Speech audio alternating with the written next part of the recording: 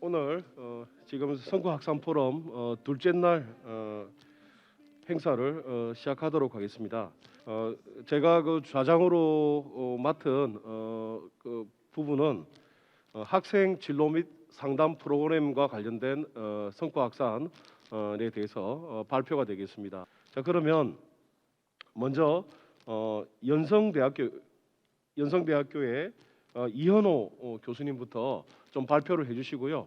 안녕하세요. 연성대학교 이현호입니다. 네.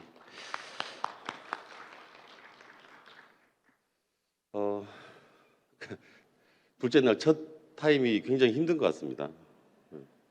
저도 힘들고 들으시는 분도 힘들고 최대한 덜 힘들도록 그렇게 좀 해보겠습니다. 자, 저는 데이터 기반 맞춤형 상담 진로 취업 지원이라는 주제로 발표를 해드릴 텐데, 제가 이제 학생 취업처장 3년 꼭 했습니다. 2020년 불행하게도 처장 되고 나서 바로 코로나가 터졌죠. 이제 근데 학생 취업처장을 하면서 이 데이터 기반이라는 걸 좀 곰곰이 좀 생각을 많이 했습니다. 데이터 기반이 뭘까? 근데 얻은 결론은 이런 겁니다. 학교에 많은 데이터들이 있습니다. 학생 데이터도 많이 있죠. 결국은 학교에 쌓여 있는 데이터를 활용해서 뭔가 인사이트를 도출하는 것이다, 이렇게 본 거죠. 저희도 뭐 사실 대학생활 적응을 위해서 여러 가지 진단을 합니다. 대학생활 적응 검사도 하고, 그다음에 이제 취업 관련해서는 이제 취업 준비도 검사도 하고 이렇게 하는데, 이 진단 도구들이 과연 데이터 기반일까 좀 의구심이 들더라고요. 왜 그런가 하면 이 대학생활 적응 검사 같은 경우에 이 검사지를 중학생한테 적용하든 고등학생한테 적용하든 전문대에 적용하든 일반대에 적용하든 결과는 똑같이 나온다는 거죠.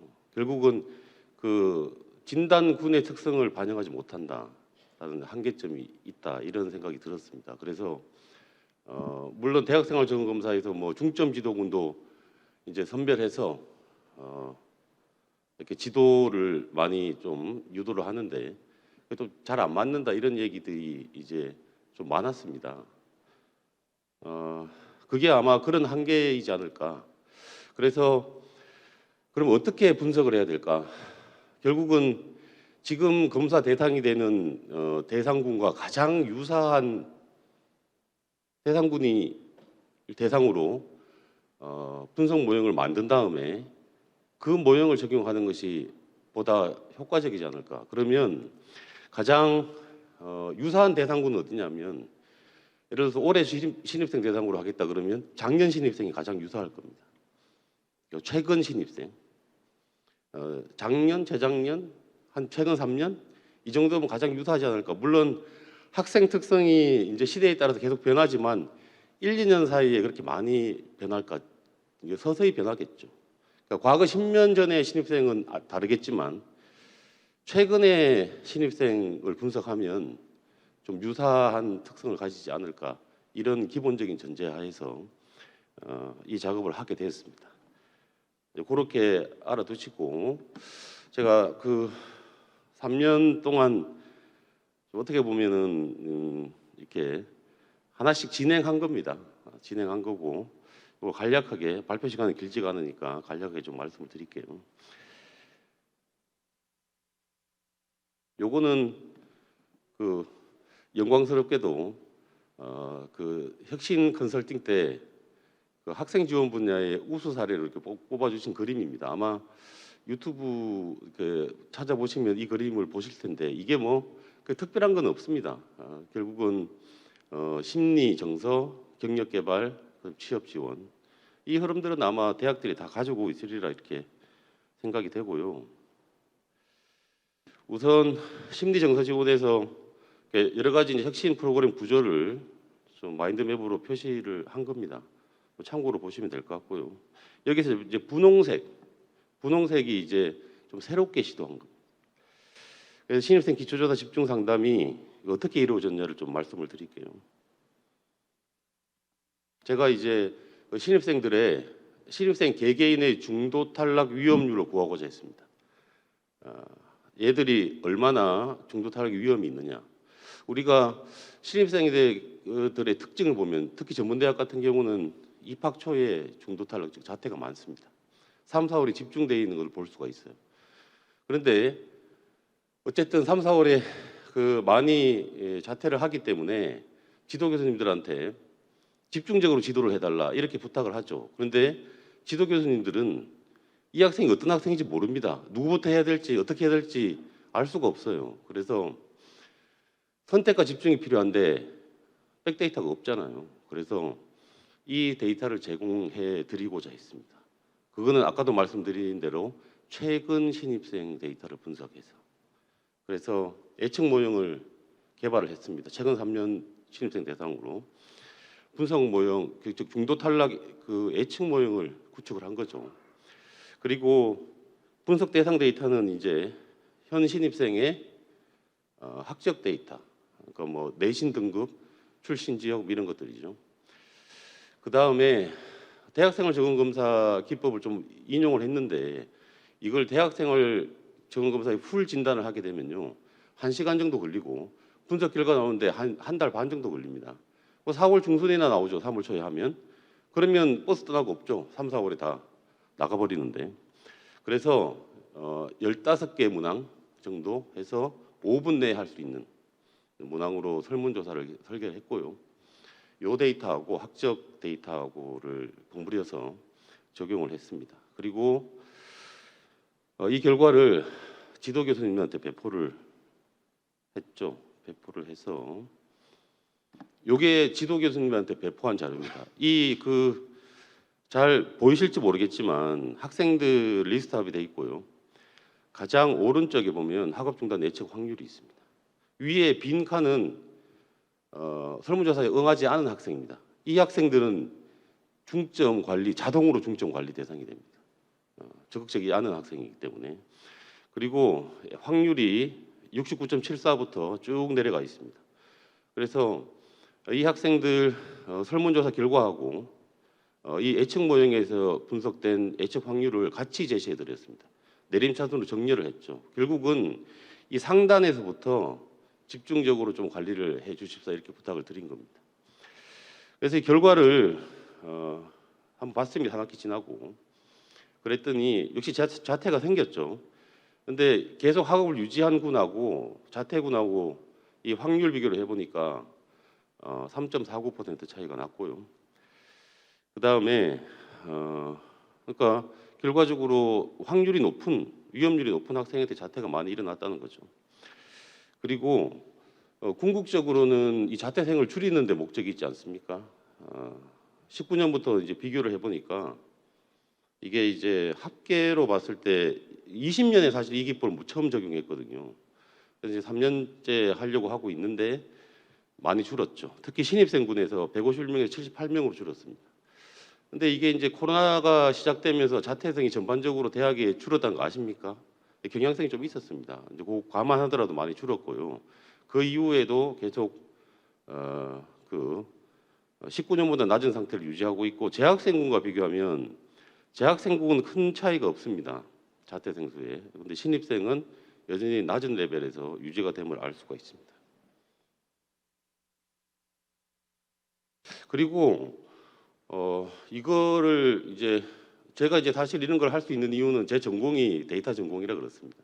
그래서 근데 제가 이제 계속 할 수가 없으니까 이걸 학생 경력 개발 시스템에 좀 구현을 좀 했습니다. 요청을 해가지고. 그래서 저희 학생 경력 개발 시스템 캐리잼의 화면입니다.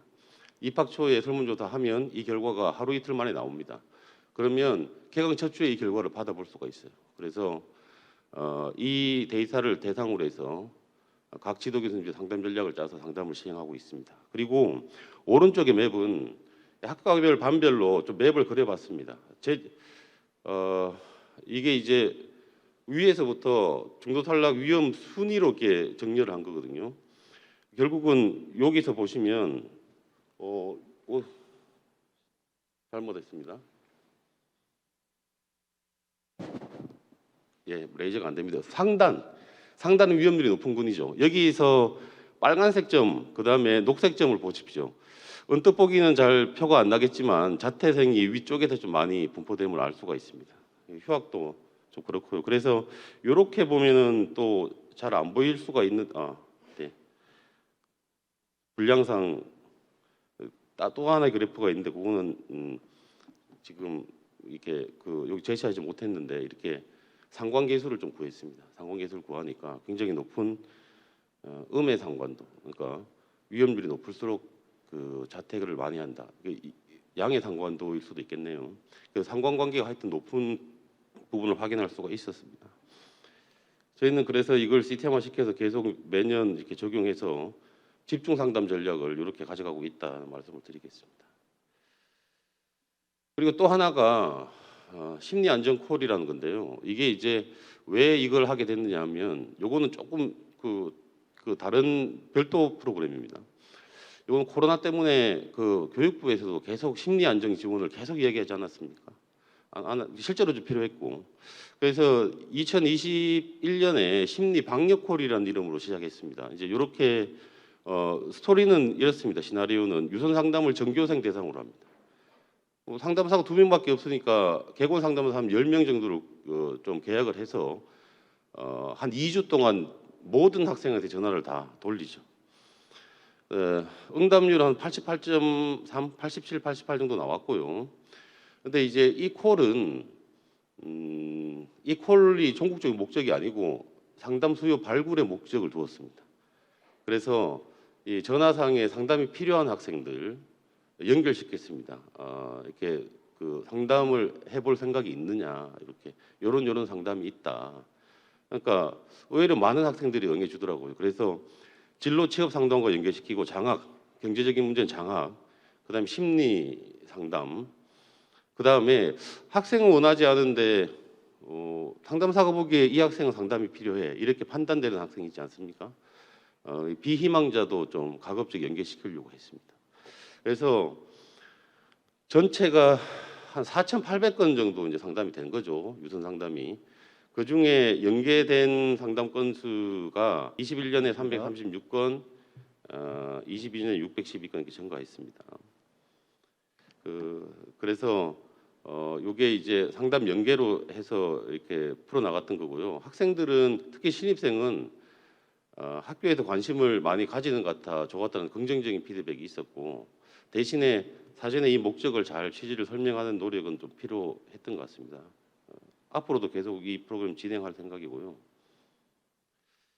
그다음에 진로 경력 개발 이제 시간에 쫓기게 되는데, 요거는 뭐냐면 비교과를 전산화 시켰습니다. 데이터화 시킨 거죠. 여기 보시면 이거 핵심 영역하고 다 매칭된 거를 보여드린 거고요. 이게 이제 개선된 게 왼쪽은 한글 파일이에요. 오른쪽은 시스템 화면입니다. 이거 전부 다 데이터화 시켰습니다. 마찬가지로 이렇게 지표값도 다 마찬가지. 그러니까 한글은 데이터가 아니라고 봅니다. 결국은 시스템에서 DB에 그 저장이 되고 이걸 활용할 수 있어야 데이터라고 보거든요. 비교과는 이렇게 다 데이터화가 됐습니다. 그리고 잘 아시겠지만 젠 마일리지와 마일리지 이런 건 다 비교과의 보상으로 하고 계시죠. 활성화 어떻게 시킬 것이냐. 저희는 이제 장학금이나 인증제 뭐 이런 것들을 하고 있는데, 장학금은 두 가지입니다. 중도지급형, 확정지급형. 중도지급형은 다수에게 소액을, 확정지급형은 소수에게 좀 큰 금액을 지급하고 있습니다. 동기부여를 위해서죠. 그렇게 해서 이제 굉장히 마일리지 참여가 활성화되어 있다. 즉 비교과가 활성화되고 있는 면이 좀 있습니다. 학생들이 서서히 이제 이런 부분에 관심을 가지기 시작했다, 이렇게 말씀을 드리고요. 인증 같은 경우도 이 교과 비교과 다 통합인데, 이렇게 보시면 이 인증률이 뭐 기준을 뭐 변화시키기도 했지만 인증률 자체가 이게 이제 중장기발전계획이나 핵심 사업에 다 지표인데요. 이렇게 이제 인증 기준 변화시키고 이런 제도를 좀 활성화시켜서 42.2까지 끌어올렸고요. 젠 플러스 인증은 우리가 기준만 발휘해놓고 한 명도 배출하지 못하다가 작년에 5.2% 115명 배출했습니다. 그리고 졸업식 때 인증서 다 수여합니다. 그러니까 이게 사실 일정상 맞추지 못해서 못했는데요. 이제 전산화 시키니까 좀 자동화가 되지 않습니까? 그래서 졸업식까지 무난하게 인정 여부를 판단할 수가 있게 되었다 이렇게 말씀을 드리겠습니다. 취업 쪽은 아까 중도 탈락 위험률 이렇게 말씀드렸는데 취업률 쪽을 보면 이제 미취업 위험도라고 이 학생이 얼마나 취업이 가능한가 미취업할 위험률은 없는가 모형은 똑같습니다. 과거 데이터 이용했고요. 과거 졸업생 데이터 취업 준비도 검사 뭐 다들 하고 계실 텐데 이걸 활용해서 분석 모형 만들어서 했습니다. 그래서 취업자와 미취업자 간의 미취업 위험률 한번 비교해 보니까요. 36.8대 40.4. 그러니까 위험도가 높은 학생들이 미취업이 많았고 오른쪽을 보면 취업자의 분포와 미취업자의 미취업 위험률은 미취업자가 오른쪽 높은 쪽의 분포가 좀 상대적으로 높았습니다. 그렇게 보시면 되고요. 취업률과 미취업률 추이 보면 이제 근보 대비 취업률, 국세 대비 취업률하고 비교를 해봤습니다. 이렇게 보시면 20년, 21년 이렇게 돼 있는데 전체적으로 이제 20년도에 미취업 위험률 37. 저희가 이제 딱 평균 정도 취업률을 기록하고 있는데 대학 취업률이 이렇게 보시면 위취업 위험률 평균하고 취업률은 반비례 관계입니다. 그래서 20년과 21년을 비교하면 37대 37.8% 좀 높아졌습니다. 국세 대비 취업률은 69.4대 69.1로 조금 낮아졌습니다. 그리고 6월 1일 건보 대비 22 보면 37.8 위험률이 높죠. 22년 졸업생은 32.7로 떨어진 결과입니다. 6월 1일 어떻게 됐느냐? 48.4에서 51.9로 증가했습니다. 그래서 저희는 22년 졸업생, 23년 졸업생 미취업 위험률이 계속 떨어지고 있어서 향후는 좀 취업률이 올라가지 않을까 하는 기대를 가지고 있습니다. 그리고 오른쪽에 학과별 그 미취업 위험률 평균하고 취업률과의 관계, 반비례 관계죠. 이렇게 보시면 금방 이렇게 회기선을 끄면 반비례 관계 나타나죠. 상공에서 마이너스 0.59. 즉 미취업 위험률이 높을수록 취업률은 떨어진다. 결국은 이걸 가지고 중점 지도군 이게 이제 졸업하기 전에 졸업 예정자들한테 다 값이 도출이 되거든요. 그래서 이 값을 도출된 거 가지고 역시 중점 지도 할 학생들을 선별해서 프로그램도 만들어 돌리고 지도도 하고 이렇게 하려고 하고 있습니다. 실제로 하고 있고요. 마지막으로 말씀드린 건 잡매칭인데요. 이건 또 다른 건데 제가 최근에 시작한 겁니다. 잡매칭이 이제 적성 기반, 진로 적성 기반 이렇게 이야기를 많이 하는데 전제가 있습니다. 전제. 요새 학생들은요 아무리 자기한테 적성이 맞는 회사라도 멀면 안 갑니다. 연봉 짬이는 안 갑니다. 결국은 현실적인 조건, 연봉 그다음에 그 거주지와의 거리, 그다음에 근무 형태 이런 것들이 전제가 되어야 그 중에 선택을 하는 거죠. 근데 이 잡매칭 로직을 한 번이라도 이걸 한번 생각해 본 적이 있느냐 이런 의문이 들었습니다. 그래서 학생 구직 수요 조사는 적성 검사 아닙니다. 학생들 너는 어떤 취업을 원하느냐, 어느 회사에, 어느 지역에 있는, 연봉은 어느 정도 원하느냐. 요거하고 설문조사를 통해 봤죠. 산업체 구인 의뢰는 구인 의뢰가 이게 뭐 잡코리아 이런데 이제 구인 사이트에도 있고 학교로도 요새 많이 들어오잖아요.